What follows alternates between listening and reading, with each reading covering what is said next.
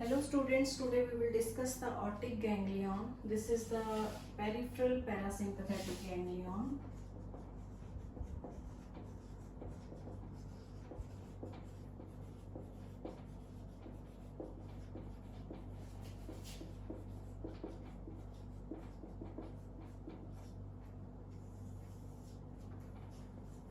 Which is located just below the foramen ovale, medial to the mandibular nerve.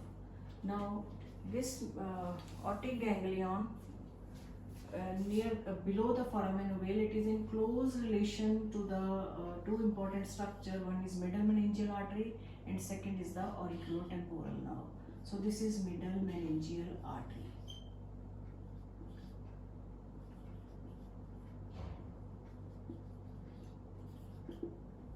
And this is the auriculotemporal nerve. Now topographically this ganglion is related with the fifth nerve because it is hanging with the nerve to medial pterygoid, and nerve to medial pterygoid is a branch from the main trunk of mandibular nerve, which in turn is a branch of fifth nerve.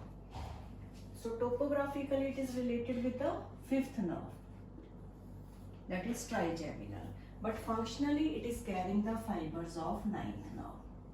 So what are the different routes of this peripheral parasympathetic ganglion? First route is the parasympathetic route, as the name is indicating. The parasympathetic route of this ganglion, the fibers, they start from the inferior salivatory nucleus. So this is inferior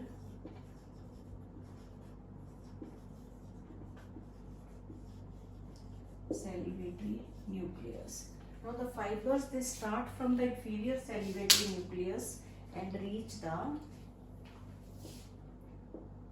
or pass to the ninth nerve. And from the ninth nerve, the fibers, they pass into the tympanic branch of the glossopharyngeal nerve. The fibers, they go through this and enter into lesser petrosal nerve. And through this lesser petrosal nerve, the fibers, they are relayed in the otic ganglion. So this is one route, that is lesser petrosal nerve is the parasympathetic route, which is carrying the fibers of ninth nerve, which are arising from the inferior salivatory nucleus. Now the fibers are relayed over here through the another branch at another end. This communicating branch, it connects the otic ganglion with the auriculotemporal nerve. The fibers, they enter into auriculotemporal nerve and they reach the parotid gland to give secretomotor supply. So secretomotor fibers are reaching the parotid gland through this route. That is starting from inferior salivatory nucleus, entering into ninth nerve, entering into tympanic branch of ninth nerve, entering into lesser petrosal nerve, reaching the otic ganglion, relays happening over here, and the postganglionic fiber, they enter the auriculotemporal nerve and reach the parotid gland. Now next route is the sympathetic route.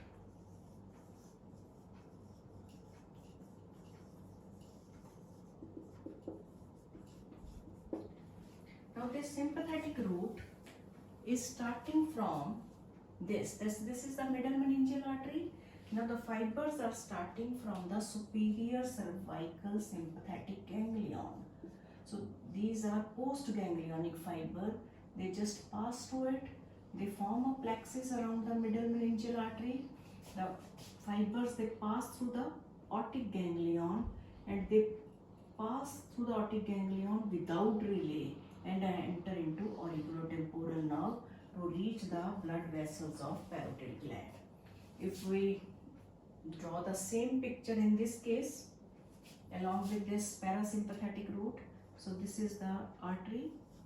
So the plexus is formed around this artery, that is middle meningeal artery. The fibers, they pass through otic ganglion, they pass without relay, they enter the auriculotemporal nerve to supply the blood vessels of parotid gland. Then third route is the sensory route. Now the sensory fibers, they start from the parotid gland, they enter the auriculotemporal nerve and they are just passing through the otic ganglion again without relay. So they pass into the branches and reaching to the higher center. So this is the sensory root. The fourth root which is related with the otic ganglion is the motor root. Now this is the motor root. Okay. So this is basically a root which is connecting the otic ganglion with auriculotemporal nerve. So the fibers which are reaching here are parasympathetic fiber and the sensory fibers coming from the parotid and going to the higher center. So that is the pathway. So this is lesser petrosal nerve. Clear? Now we are talking about this motor root now. Now what is this motor root? As we know that fibers, that is for the nerve to medial pterygoid, which is carrying the fiber from which muscle? That is medial pterygoid. They enter here to supply the medial pterygoid. But some of the fibers of this nerve to medial pterygoid, they enter the otic ganglion through the branch along with which it is hanging with the medial pterygoid, nerve to medial pterygoid. So the fibers, they enter the otic ganglion, but they pass through the otic ganglion without relay through the motor root to supply the two important muscles, that is tensor tympani and tensor palatii. So this is the motor root of otic ganglion. So this is all about the otic ganglion, which has four roots. In a nutshell, we can say parasympathetic root for the secretomotor fibers to the parotid gland, then sympathetic for the blood vessels which are present in the parotid gland. But these three sets of fibers, they are not relayed into the otic ganglion. It is only the parasympathetic root fibers which are relayed in the ganglion. That's why the name is peripheral parasympathetic ganglion. So this is all about this. If you have any doubt regarding otic ganglion, you can write in the comment box. I will try to answer it. Thank you.